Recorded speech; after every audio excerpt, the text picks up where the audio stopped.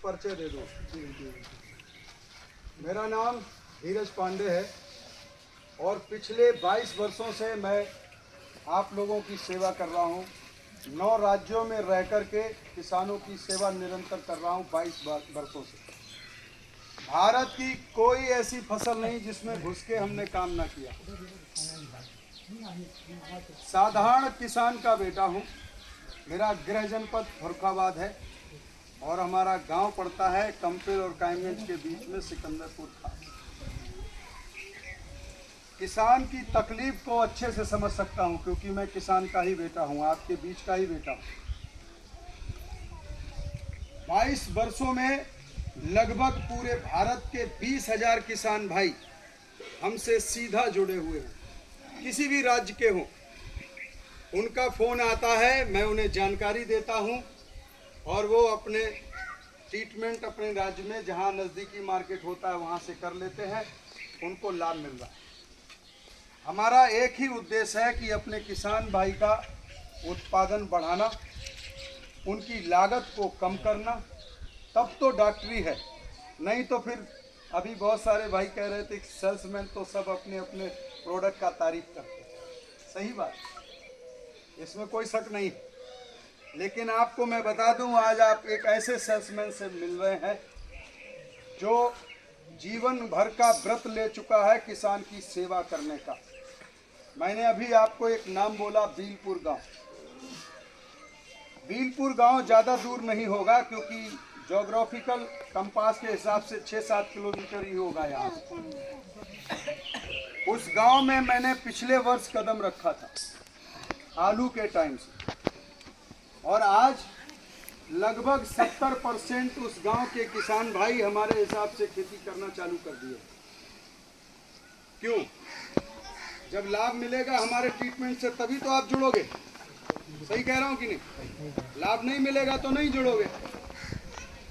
आपको बता दें, मैं इस समय वर्तमान में Sai crop science private limited, ये आप देख रहे होंगे, ये लिखा हुआ है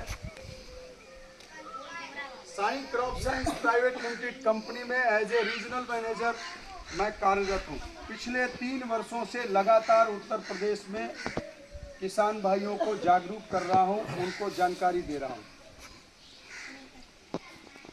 आप लोगों को अभी हो सकता है ना पता चला हो, भारत सरकार ने अभी हाल में ही जो बाल्टियाँ, झोले, टॉनिक, जाइम, वर्धक, प्लांट ग्रोथ रेगुलेटर, ये सब बंद कर दिया। कितने किसान भाइयों को पता है ये बात? मुझे लगता है किसी को नहीं पता। ये जानकारी मैं आपको इसलिए दे रहा हूँ कि जिनके दम पर आप फूलते हो कि पौधा हरा हो गया, पौधे में झाड़ बढ़ गया, पौधा खूब काला दिख रहा है, इसी से खुश होते रहे हो आज तक। पिछले 15 सालों में आप लोगों ने केमिकल फर्टिलाइजर को 3 गुना कर दिया है अपने खेत में। ऐसा कोई किसान भाई है जो हाथ उठाए बोले कि नहीं, मैं 15 सालों से केमिकल फर्टिलाइजर, बोले तो यूरिया और डीएपी 3 गुना किया है या नहीं? मेरा समीकरण सही है या गलत है बताइए? बोलिए, बोलेंगे तभी तो मजा आएगा कि डॉक्टर साहब आप तो फर्जी बोल रहे हो। ऐसा तो बात नहीं है। मैं तो आपके गांव में पहली बार आया हूँ। ये गणित और ये आंकड़ा मेरे पास कहाँ से आया? क्योंकि पसीना बहाता हूँ आप लोगों के खेत में। मुझे वो डॉक्टर मत समझना कि एसी की गाड़ी में आए और आप लोगों से मीटिंग किया और गायब हो गए। मैं एक किसान का बेटा हूँ और पसीना आपसे ज़्यादा बहाना जानता हूँ खेत में, क्योंकि किसान मैं भी हूँ। फर्क बस इतना है कि मैंने शिक्षा ली है और उस शिक्षा को मैं आप लोगों के लिए प्रयोग कर रहा हूँ। एक गांव नहीं, इस क्षेत्र के लगभग 20 गांव मैं आपको गिना दूंगा, जिनके नंबर भी दे दूंगा। आप केवल इतना पूछना कि डॉक्टर धीरज पांडे के ट्रीटमेंट में कितना दम है। मैं कंपनी वाले के हिसाब से काम नहीं करता हूं, मैं आपका सेवक बनकर काम करता हूं। उसी कड़ी में हमारा साई क्रॉप साइंस कंपनी ने एक अभियान चलाया, सीड टू सीड प्रोग्राम। ये सीड टू सीड प्रोग्राम क्या है आपको बता दें। भारत की पहली कंपनी है साई क्रॉप साइंस कंपनी, जिसने 3,500 गांव गोद लिए हैं। उनमें से एक किसान चुना है। उस किसान के यहाँ हमने 1 एकड़ धान का जो फर्टिलाइजर है वो अपने हिसाब से मैं लगवा रहा हूँ और ये करके दिखाने वाला हूँ कि आप जो प्रैक्टिस कर रहे हो और हम जो करवा रहे हैं, इसमें आपका आधा लागत कम हो जाएगा और उत्पादन आपका 1.5 गुना बढ़ेगा।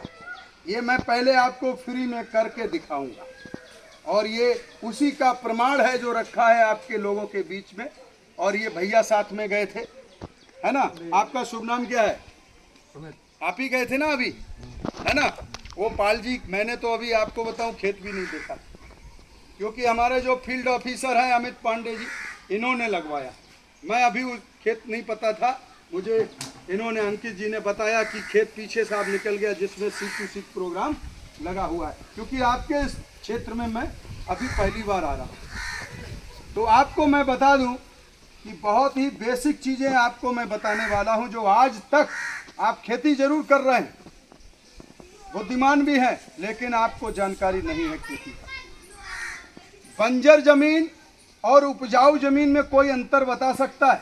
बंजर ऊसर यही बोलते हैं ना, जिसमें कोई फसल पैदा नहीं होती। क्या अंतर है दोनों की मिट्टी में? क्या अंतर है? कोई किसान भाई बता सकता है? कुछ तो बताइए। अंतर है, क्या अंतर है? बंजर जमीन और उपजाऊ जमीन में अंतर क्या है? वही तो पूछना चाहते हैं। बहुत बढ़िया। देखिए, ये अनुभव बताया कि बंजर जमीन पानी नहीं सोखता है और जो उपजाऊ जमीन है वो पानी को सोख लेती है। अब मैं आपको, आपने अपनी जानकारी के अनुसार बहुत अच्छा बताया, मैं कोई टेस्ट नहीं ले रहा हूँ, मैं तो सिर्फ आपको जानकारी ही देने आज आया हूँ। आपको बता दें, मिट्टी में मुख्य चीज क्या होती है? मुख्य चीज होती है मिट्टी के अंदर पाया जाने वाला बैक्टीरिया। अब बैक्टीरिया का नाम भी आपने हो सकता है पहली बार सुन रहे हो मेरे मुंह से। ये बैक्टीरिया क्या है और काम क्या करता है? जैसे हम लोग अपने घर में अनाज पैदा करके लाते हैं, ये बताइए, हम लोग गेहूं खाते हैं या गेहूं की रोटी? क्या खाते हैं? गेहूं की रोटी खाते हैं, सही है ना? गेहूं कोई नहीं खाता, चावल कोई नहीं खाता, सब्जी कच्ची ला करके कोई नहीं खाता। गेहूं से रोटी बनने की जो प्रक्रिया है, वो प्रक्रिया कहाँ होती है? रसोई घर में हमारे।